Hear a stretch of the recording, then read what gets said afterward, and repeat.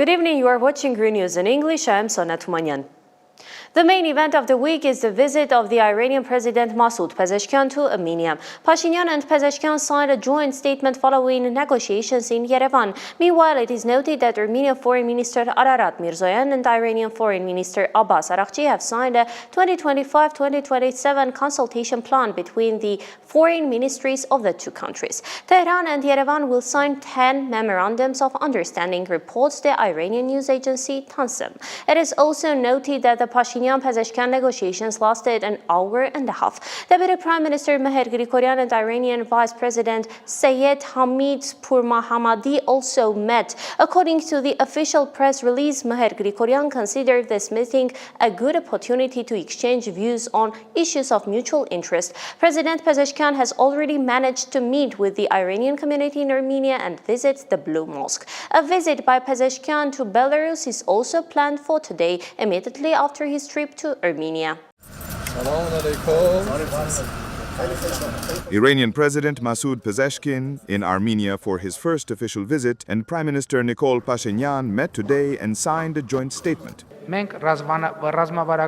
We have set a strategic goal to increase the volume of bilateral trade with Iran, bringing it first to $1 and then to $3 billion. The two countries have excellent cooperation in various sectors, including transport, energy, electricity, engineering and technical services, culture and sports, medicine, and also pharmaceuticals. Nikol Pashinyan announced that there is a bilateral agreement to elevate relations to a strategic level. Following a private meeting between the leaders, documents on economic, scientific, cultural, and other topics were signed by officials from the respective sectors.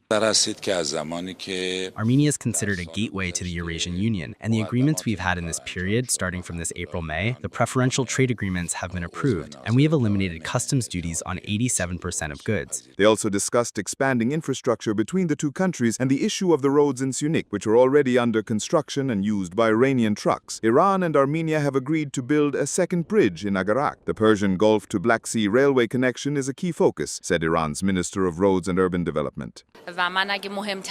Considering that Armenia is a landlocked country, we also have agreements with Armenia in the port sector. And this, along with the logistics centers we have in our southern ports on the shores of the Persian Gulf and the Gulf of Oman, will help to increase and facilitate transit between Iran, Armenia, and European countries, as well as from Iran to the countries of East Asia. Deputy Prime Minister Meher Grigoryan and Iranian Vice President Sayed Hamid Pourmohammadi also held a meeting. Meher Grigoryan considered this meeting a good opportunity to exchange views on issues of mutual interest, according to the official statement. As a reminder, the Iranian delegation led by the president arrived in Armenia yesterday. Pezeshkian met with the Iranian community in our country and visited the Blue Mosque. Today, he also participated in a business forum. The president of the Islamic Republic will depart from our country for Belarus, also on an official visit. Simon Hovhannisyan, ReOpen Media. There are concerns from Tehran that the agreement signed in Washington on August 8 could affect the entire region's balance of power. At first, of course, opinions from the Iranian side were contradictory and ambiguous, and among the many views on the document, the most anticipated was, of course, the statement from Iran's leader. What is the subtext of Pezeshkian's visit, or does it have one at all? The agreements signed in Washington, which address the new road passing through Sunik, are not viewed on the international stage as merely an infrastructure project. For Armenia, according to its government, it is an economic opportunity, but for neighboring Iran, particularly for the advisors of the Supreme Leader and the Islamic Revolutionary Corps members, it is a strategic challenge. Tehran is concerned that this road could reshape the entire region's balance of power. The Armenian-American agreements regarding the road through Sunik, which borders Iran, contain questions and ambiguities that the Iranian president will discuss with Armenia's leadership. For many years, Tehran has declared that its shared border with Armenia is a red line. For Iran, this border is not only an economic route to the Caucasus, but also a strategic gateway to the north. It is with this logic that the idea of a new road through Sunik is perceived in Iran not as a commercial one, but as a potential political and military threat. Representatives of the Armenian authorities have assured us that there will be no American forces in Armenia because of this road, and that even American private security companies, which are present in some countries in the region, will not establish a presence in Armenia under the pretext of this road. In an article written on the eve of Masoud Pezeshkian's visit, Abbas Araghchi stressed that the visit not only marks another diplomatic meeting, but also reaffirms the joint commitment of Armenia and Iran to opening new horizons in their relations. Historical ties, geographical proximity, complementary economies, and converging regional interests provide powerful momentum for strengthening cooperation. We see limitless opportunities, from joint infrastructure projects that physically connect our peoples, to academic exchanges that connect our minds, as well as energy partnerships that boost our development, to cultural initiatives that celebrate our shared heritage. Relying on our common historical past and the horizons of a shared future, Iran is ready to cooperate with Armenia to write the next chapter of a long-lasting friendship, a chapter that will undoubtedly bring greater prosperity and security to both our peoples, the region, and beyond. The future of Iran-Armenia relations is very bright, and no one can divert it from its course. Araghchi stressed that, as natural allies, the shared border is not just a geographical reality, but also a bridge for cooperation in the fields of energy, transport, human connections, and regional security. In contrast to the east-west route mentioned in the text in relation to Trump, the head of Iran's foreign policy department emphasized the north-south international transport corridor passing through Armenia. At the same time, Tehran also warns of economic dangers. The Iranian president points out that American companies often come forward as investors, but may in fact be pursuing political or intelligence objectives. This shifts the perception of the entire project from the economic sphere to the security domain. Armenia declares that the road will be exclusively under its sovereign control, and that no foreign forces will be stationed there. The concerns voiced by Iran show that the Sunik Road has long since moved beyond the scope of an infrastructure project. It has become a geopolitical issue from the perspective of the clash or alignment of interests of American, Iranian, and other regional actors. Sticking to the topic of Iran, let's address the reaction there to the events of recent days. What is happening in this period is being compared to the realities of 200 years ago. For example, one expert compared this to the Treaty of Gulistan, as a result of which the geopolitical reality of the South Caucasus was turned upside down.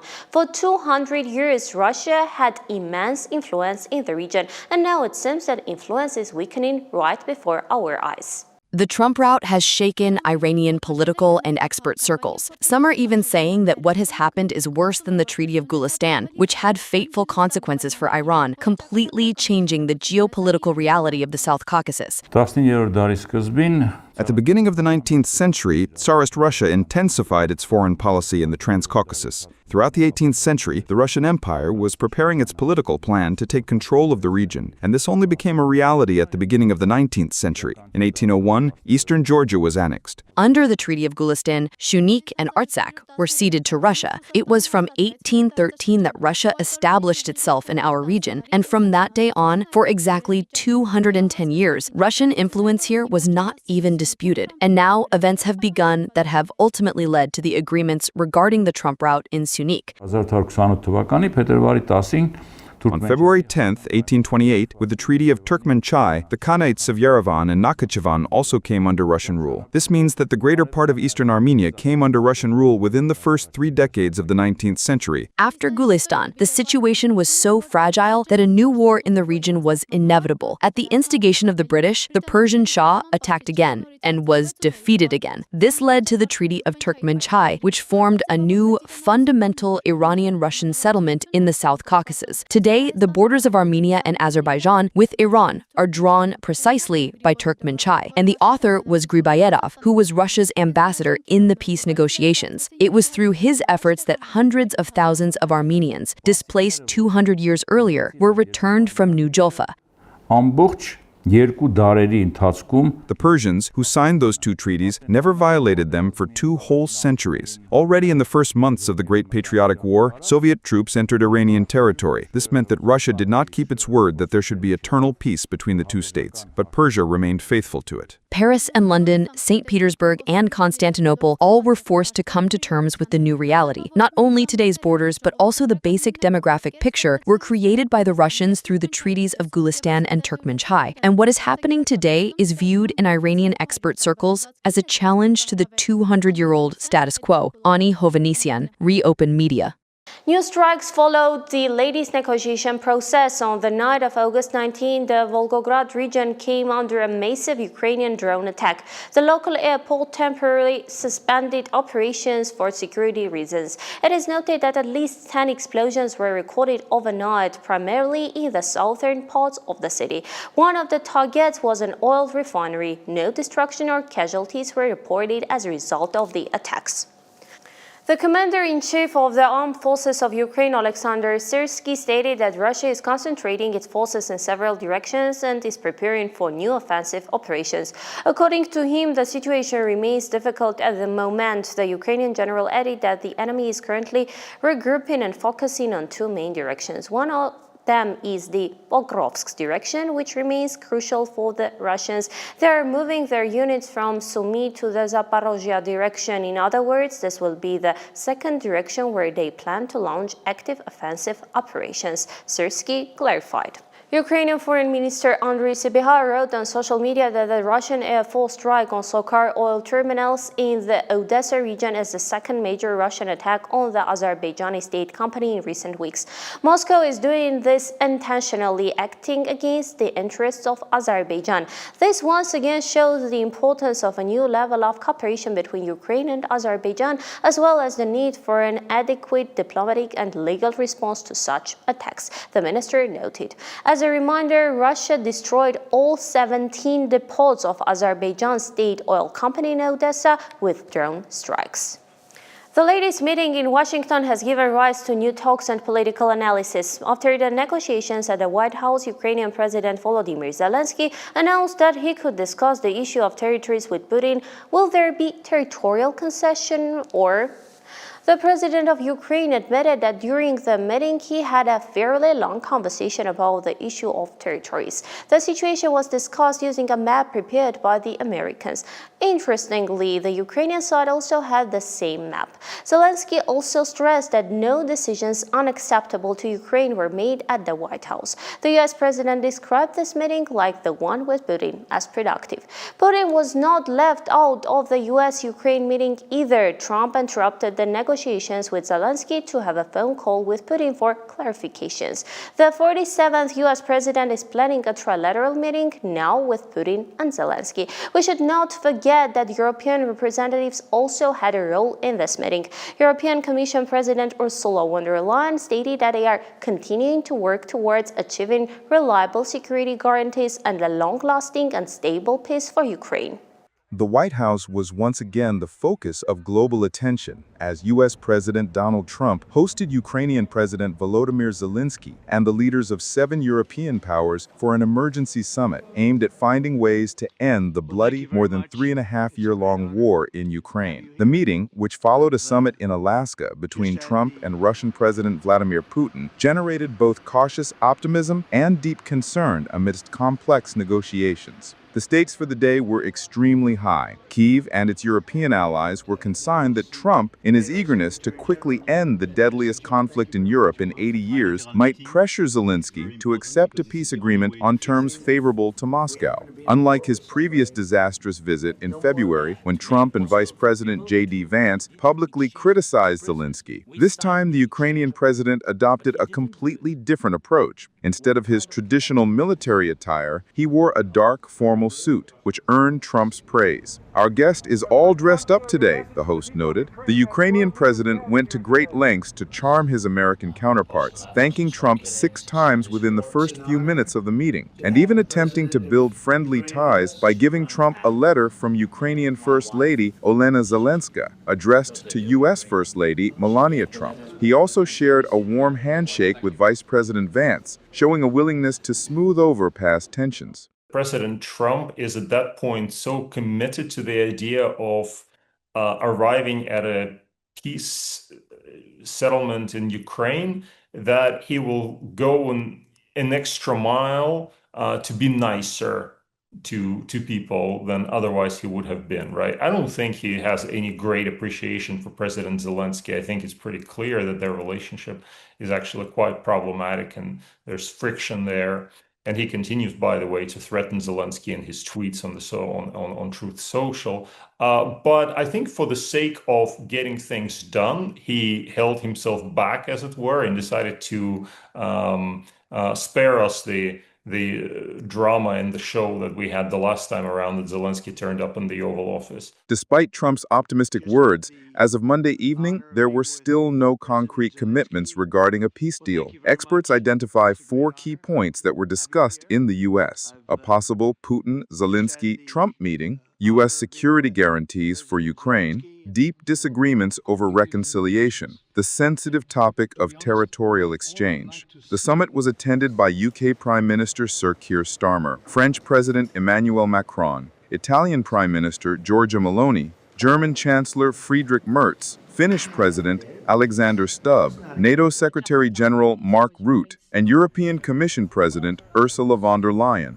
After the summit, Zelensky announced that he's ready to hold elections in Ukraine if there is a truce on the battlefield, in the sky, and on the water. Despite the diplomatic activity, a peace deal still seems distant. Analysts note that Putin has emerged from recent events recharged, having received international attention and recognition without making significant concessions. And the question arises, is Putin truly ready to sit down at the negotiating table with Zelensky? The day ended with a group photo of the leaders at the White House, but the real results will become apparent in the coming weeks and months, showing whether this diplomatic marathon will lead to long-term peace or remain merely a series of high-level meetings without tangible results. In meetings with any world leader, Trump seems to mention his successful experience with Armenia and Azerbaijan. During a meeting with the president of Ukraine and European leaders, Donald Trump noted, and I quote, "I have already said that I managed to end 6 wars and establish a ceasefire. For example, the war in Congo lasted for more than 30 years.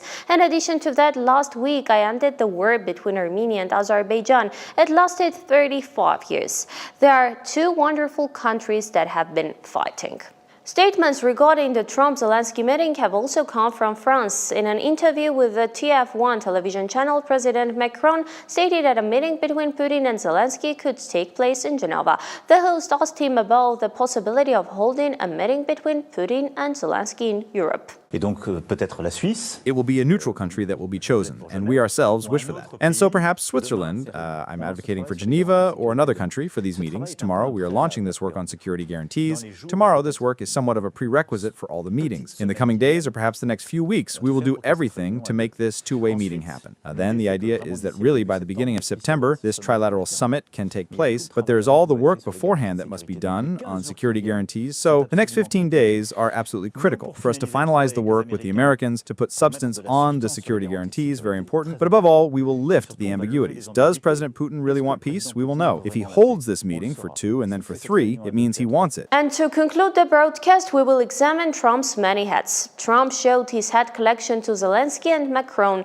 which includes, for example, a hat with the inscription, "Trump is right about everything." This much for today. I'm Sona Tumanyan. Stay informed with ReNews. Good night.